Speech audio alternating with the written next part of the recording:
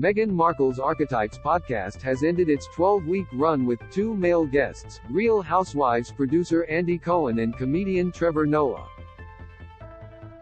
All the Duchess of Sussex previous guests have been women, but to close the season she said Prince Harry had encouraged her to broaden the conversation. Archetypes was described in a teaser trailer as a show that dives into the labels that try to hold women back. Meghan said, "Now, if you've been listening to the past 11 episodes, you may have noticed that you haven't heard many men's voices.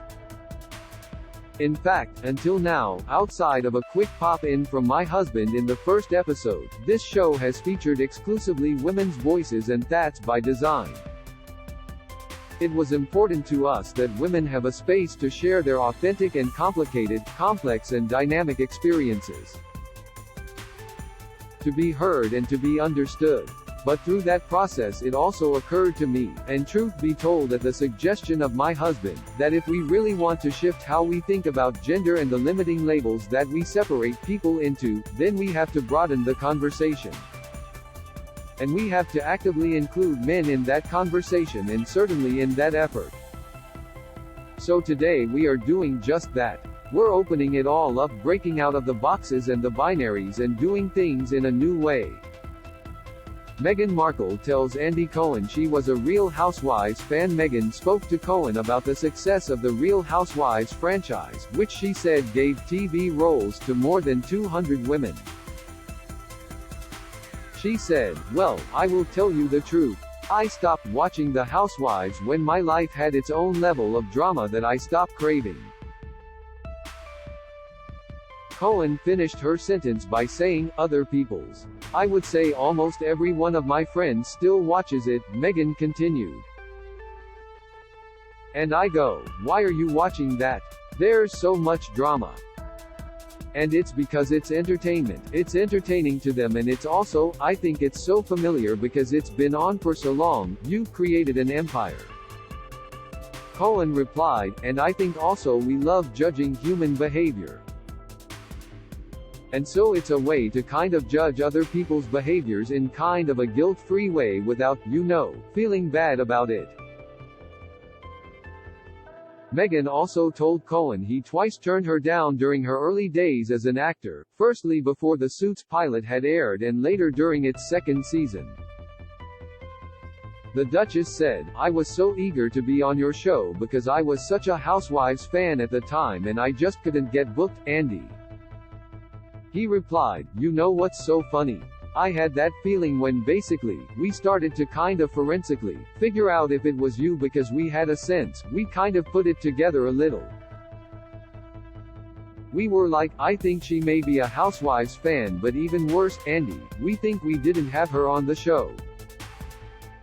And I was like, oh my god, if it turns out that Meghan Markle actually expressed an interest to be on Watch What Happens Live, and it is now the biggest blunder in the 13 years of the show.